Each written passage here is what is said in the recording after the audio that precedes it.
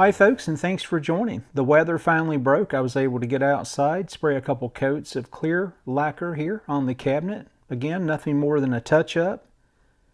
And a little steel wool there just to knock off the rough edges, but I think it turned out well along with the new grill cloth. Looking back here at the synchronous vibrator, you'll see that metal can here that the vibrator itself resides in, and you can see here a cardboard material was used to suppress the noise.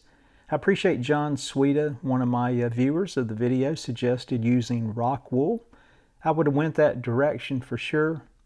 I had forgotten. I already had some of the synthetic material that I bought for a Bakelite restoration, so I went that direction. Thanks again, John. And before installing the loudspeaker back in the radio, I did notice in a close inspection just a few hairline cracks there in the speaker cone. So just tightening things up just a bit with some tacky glue, watered down just a bit. And here you can see I've got my rubber washers there that will reside between the cabinet and the chassis itself.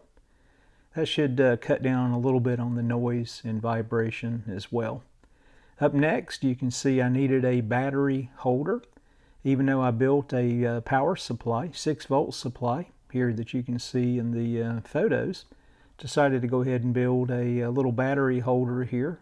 And you may have noticed the 2 screw eyes, nothing more there than wire management for the right side, in addition to using 2 rubber bands across those points just to keep the battery in place should the cabinet get tilted back, as you can see here. Tight fit, but hey, it worked out perfect. Ideal location here to put the 6-volt supply and still be able to leverage the old vibrator, synchronous vibrator, for now. When that unit fails, which it probably will at some point in the near future, we'll look to convert this to a AC unit. Thanks again for watching.